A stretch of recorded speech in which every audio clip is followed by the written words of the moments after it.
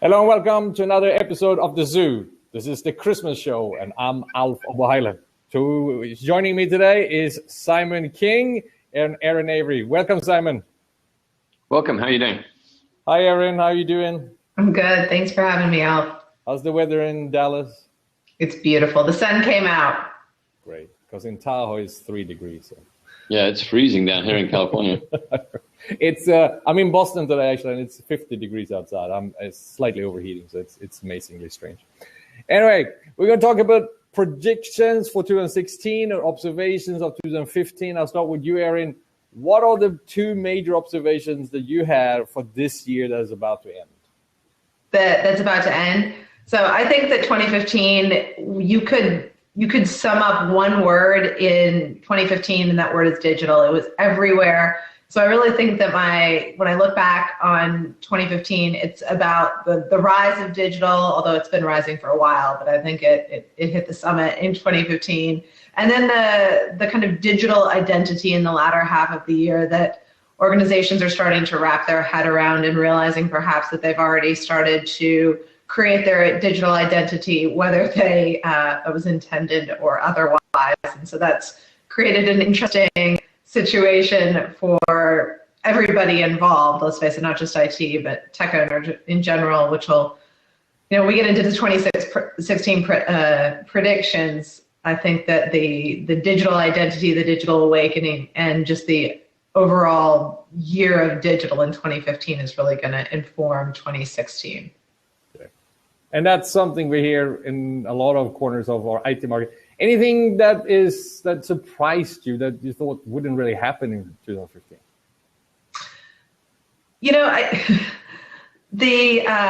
It wasn't so much surprises as much as it was just the kind of the awakening of some of the people in their role in digital. It took a little bit longer than perhaps one would have expected, but what I do see, especially in the latter half of the year, is that people are coming around to the notion and really establishing where they fit in this new paradigm, or maybe adopting the fact that there is no perfect fit, and people are asserting their role. And I love that. I mean, what a great opportunity for people to kind of define their future. And so it's not so much surprise, but it took a while for people to kind of wake up to it. But now they've gleaned onto it. I think that there's some excitement to be had. Do you agree with that, Simon? You think? I do. Yeah. Definitely. No, I think this digital thing is actually behind the curves. I think we've been digital very long, and it's finally people wake up. But I tend to be too far ahead of the curve anyway. So I'm glad that it's becoming mainstream, because God knows there's no analog businesses left. I mean, farming is probably the most digital, made the biggest stride in digital world of them all. Simon, any major observations on your part? I think, for me in 2015, wearable devices, and I know some of us would say that they haven't yet met their stride, but you're starting to look around, and the technology to build wearables and therefore its ability to be incorporated into any manner of devices is starting to hit stride. And with it, a whole bunch of cloud services, whether it's a platform like this, which I haven't used before, but is a very cool, easy to use platform. I think the user experience for these cloud services is really starting to raise the bar quite significantly in 2015. You're starting to see Uber and companies like that really start to assert what it means to have a stable, reliable, pervasive, easy to use cloud service.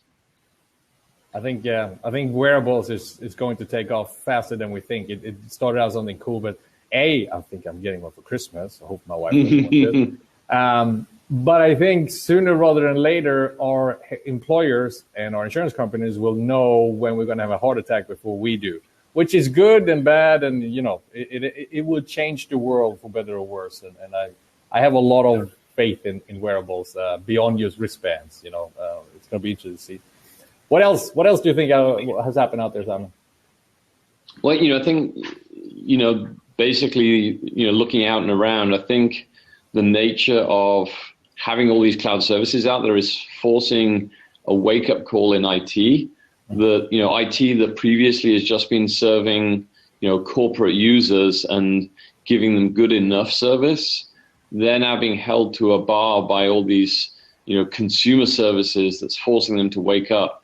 I was at a client just last week, and then I noticed in the news yesterday, they got kudos for having an Uber-like interface for consumer support as an ISP, right? So you could actually see where the person was as they were coming to your house to provide service. I mean, we've been so used to poor service, and I think capabilities like that going into the hands of consumers are going to start to force the hand within corporate IT, who's helping who, right? So as we engage with people, it's going to be much easier to see them, engage with them, find out where they are, what are they doing, what's the state of the work they're doing for us.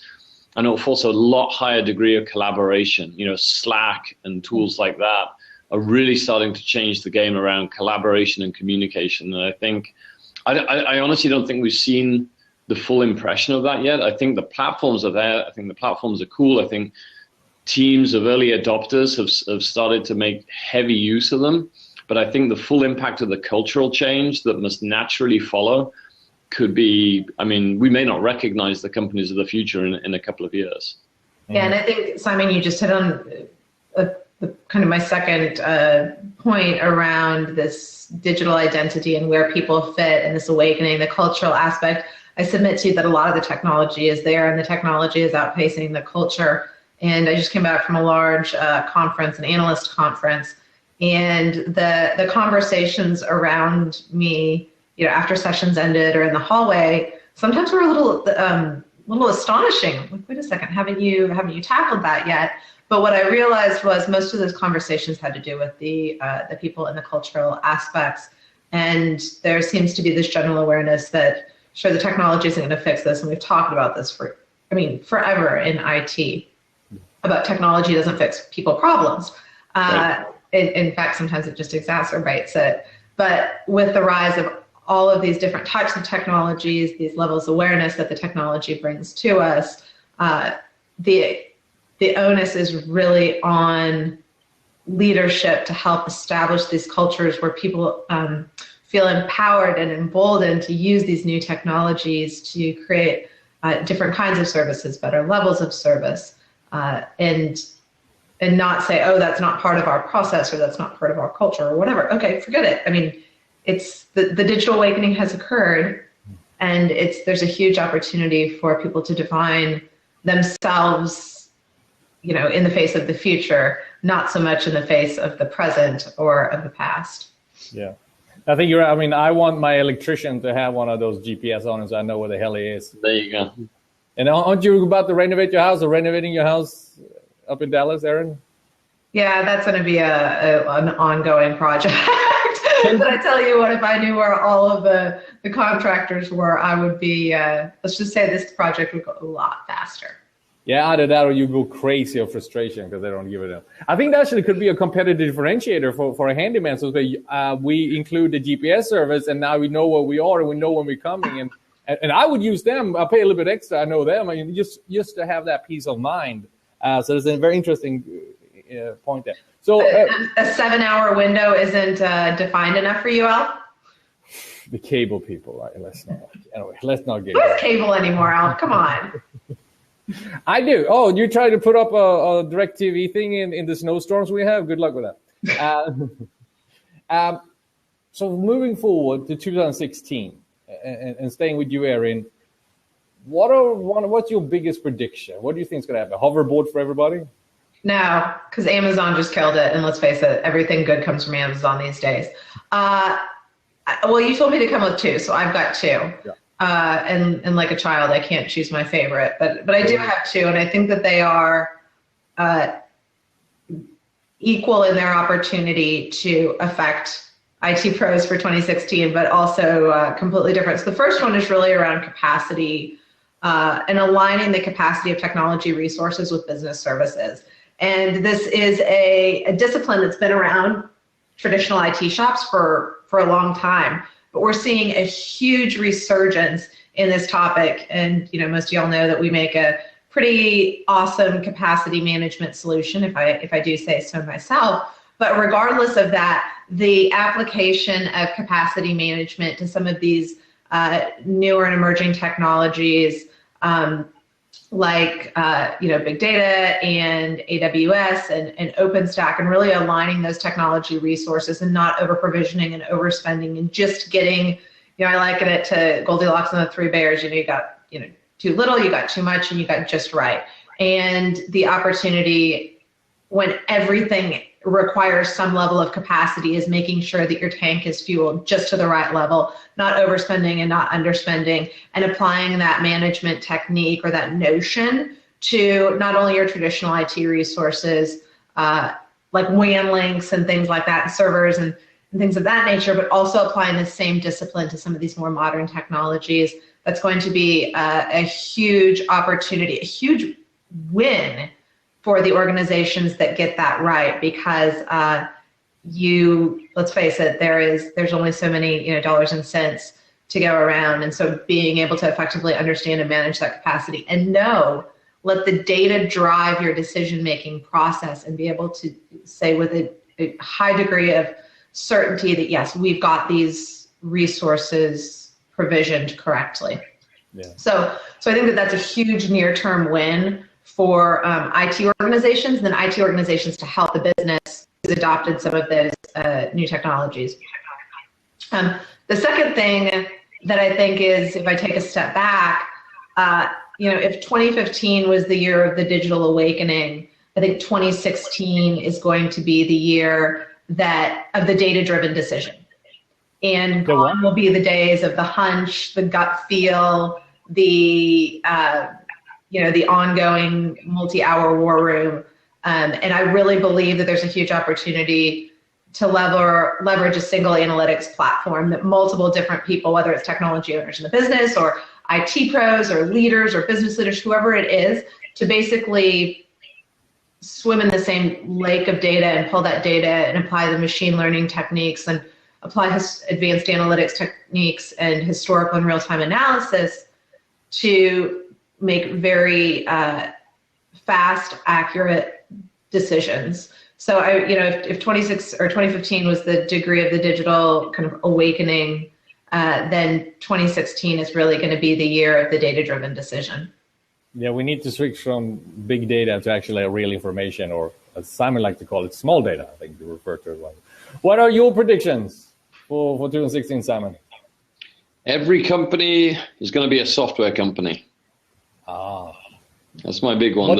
What does that mean? Well, the very nature of... Alf, you have to show up to 2016 to find out. Not so far away, right? So, what I'm seeing is that, all these companies that previously have had products and classical services, as they compete in a modern age with the likes of Uber and Amazon, they're going to be dragged kicking and screaming into the 21st century and have to create really compelling user experiences, and they're going to need to build up their software company capabilities. I was just reviewing a presentation yesterday from eBay, and I think of a classical corporate IT group doing 300 changes a month, that kind of thing.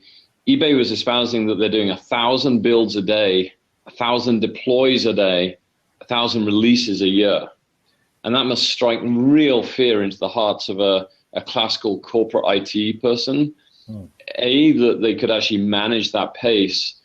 B, that they could plan and figure out what on earth to put in that volume of changes. And C, that they'd have to build up the technology and the skills they need in-house to be able to deploy that kind of pace of change without having significant problems, Wall Street Journal level problems.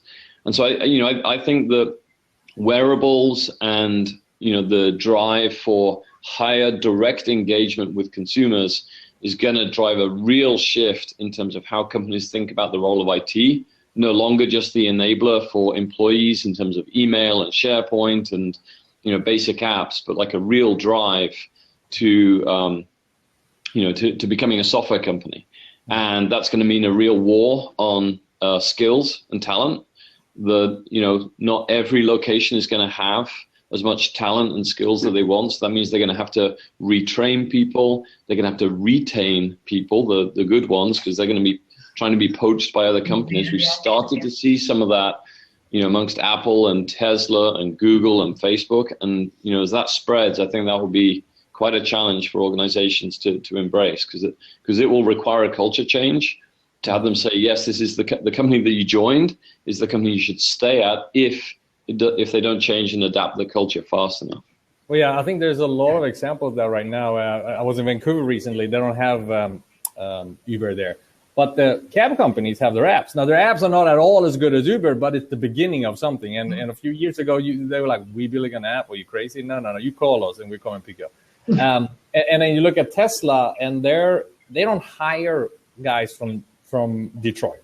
They hire people from Mountain View and Cupertino because, Elon's saying, these guys have been trained to think about cars. We don't build cars, so we don't want car engineers. It's very, very interesting. And then you look at that GE, is it GE? Yeah, GE ads that are running all the time with a kid getting the cool job. I mean, in American Express, I done Wall Street Journal story about the same thing. Everybody wants to be this. They want to become software company. Technically, they need coders. Even if you're an old mining company. Right, what else? Sorry, go ahead. Yeah, well, so going along with that, I mean, GE was, Jeff Immelt was on stage at Gartner and was saying, hey, look, we expect that. GE will be a software company to the tune of $15 billion, by 2020. I mean, that's a pretty bold prediction. And I think really what goes with that, the second piece of everyone becoming a software company is 2016 is going to be the year of the algorithm. So figuring out how to use all this data that's out there in a meaningful way to not just say data could be used for a decision, but we've got to find prescriptive ways to make those decisions, because if we rely on our current culture around, whether it's top-down driven decisions or consensus decisions or, majority decisions, that's going to create a lot of difficulty for organizations culturally, that shift. And so we've got to find ways to build algorithms that we trust and that then create prescriptions of like, here are some options. Erin, to your point, right, around capacity management, driving to the lowest cost may not always be the best option. There may be options when having spare capacity or bursting out is desirable so that there's no wait, or so some perception of high performance. And so it's not just, the capacity, but like driving the algorithms and aligning them with the kind of business that you're trying to drive. So whether it's placement of cabs for Uber or whether it's pricing of tickets and products for airlines and hotels, I think we're going to see a real shift as companies start to think more about the data that they have and what data they can complement it with from outside to create algorithms that create more uniqueness for their business. And we might see some, further on segmentation of business models that in the past have been kind of commodity and head-to-head competition. We might start to see some more segmentation again of those markets as they redefine the markets and the positioning that they're in with these newfound powers from algorithms. Yeah, I think, Simon, you just said something interesting about the data and this notion that data lives everywhere and nobody should be there's no single owner of any type of data. If data is available to everybody and everybody can leverage those different sources of data, then you can really start to uncover some interesting things that perhaps had never even been conceived of before. I just keep on going back to this notion in my mind of when you free the data, everybody wins. And by everybody, I mean not just the people doing the work, but the customer and the entire supply chain and the business model.